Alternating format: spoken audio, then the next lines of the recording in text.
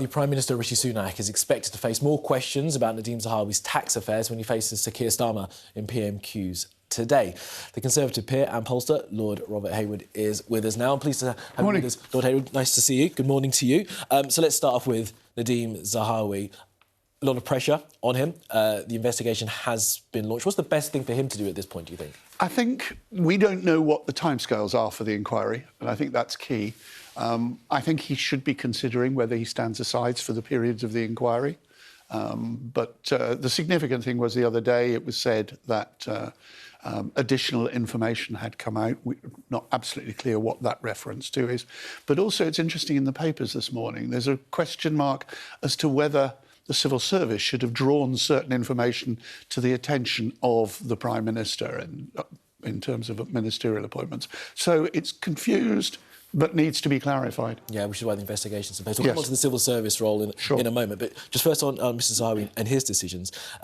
You're kind of echoing there what Caroline Noakes said about him perhaps standing aside, removing the distraction and letting the thing run its course and him not being in the front line. I think there's a difficulty where you are party chairman because you're out there, you're supposed to be out there motivating the campaigners in preparation for key local elections in a few months' time, the main next hurdle for the party.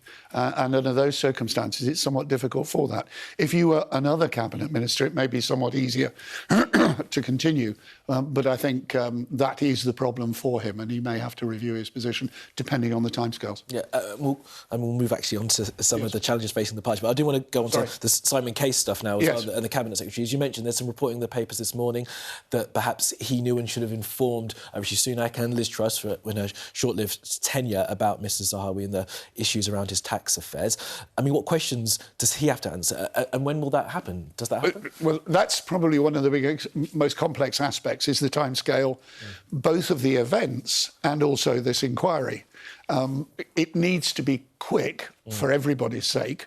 If it's going to take too long, it just drags on, and that just leaves everything up in the air, and you have to take a different set of decisions. But I think people within the party and public at large would want it to be a very quick inquiry. Yeah, I mean, the Cabinet Secretary has come in for criticism in the past, obviously was around during the Partygate shenanigans, let's call them. So there will be questions for him to answer, won't there? There will be, and it's very difficult.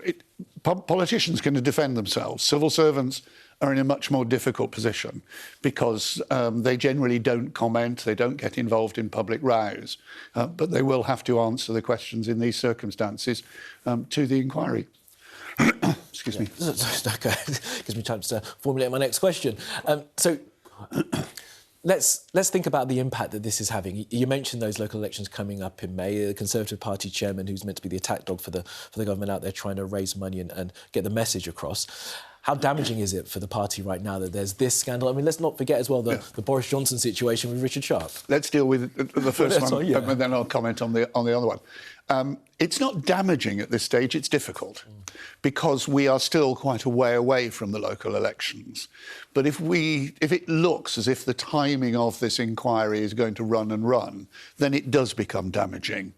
In relation to Boris Johnson's issue, I think that is actually probably more difficult for Boris Johnson rather than for the Prime Minister, because there's this constant beat from certain people saying, oh, well, Boris would have done it better, we'd be better in the opinion polls. And actually, this highlights all the reasons that the Conservative MPs got rid of Boris last summer. Odd things did with their meetings, where was the money, who said what to whom, we can't be certain. What one might describe as typically Boris events. And therefore, I think that is more damaging to Boris than to anybody. Just kind of problems following the man around. I mean, you were listening to some of the polling in the Mail over the weekend saying that even if he was to come back, the Labour lead doesn't actually diminish at all. Absolutely, and I think that's what's happened over the last few weeks, is that as time's gone on, the need for Boris to come back is diminishing within the Conservative Party, and I think the events of this weekend probably just knock that even further. Now, you say that what's happening now isn't damaging. It's a problem, but I mean, I guess the point is the damage has already been done to some extent to the party by all the things that happened in the past few years. It has. The Tory polls slumped dramatically last summer into the autumn when Rishi... Like it's as bad as it can be, so it's not going to get much worse. No, I was going to say what happened was that the polls started climbing back when Rishi became Prime Minister. Then the series of strikes have basically aborted that rise and pushed it back somewhat. And the events that we're watching now add to that and just cause the Tory party to flatline, which they wouldn't want. They want to carry on rising towards the local elections. How much of what's happening now kind of reminds you of what happened to Mr Major's government in the 90s? I think it's very different in some ways because that was very much an economic series of events from within this country. One's looking, you were discussing Ukraine, you've got the question of COVID, you've got the question of strikes. So there are similarities, but there are differences. And I just make the point tomorrow. Sorry, the end of a sort of an era of government of one party. Oh yes, there's no question that the balance of probability is against the governing party being re-elected. So what Rishi and the government wants at this point is a consistent period of calm so that they can actually get the message of competence, coherence, etc. across. Yeah. Well, we've got PMQs coming up later. I mean, it's always entertaining, especially because we see this new matchup. The past couple of weeks, he hasn't done that terribly, even though maybe a misstep last week saying he had no issue to win the Nadhim Zahawi. Well, he at that stage said what was probably the case. Yeah.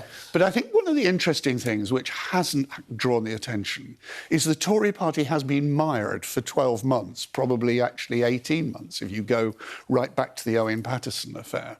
And actually, Keir Starmer has failed to score any number of times. I've sat here, other people have said, Prime Minister's Question Time will be interesting, with the expectation that Keir Starmer will score some great goal because it's open to him. And he's actually failed on the vast majority of circumstances. And that's actually why he's got a problem in the polls as well as Rishi Sunak and the Conservatives. Right, Lord Hayward, do appreciate your analysis this morning. Thank you. Thank you very much for being with us. OK.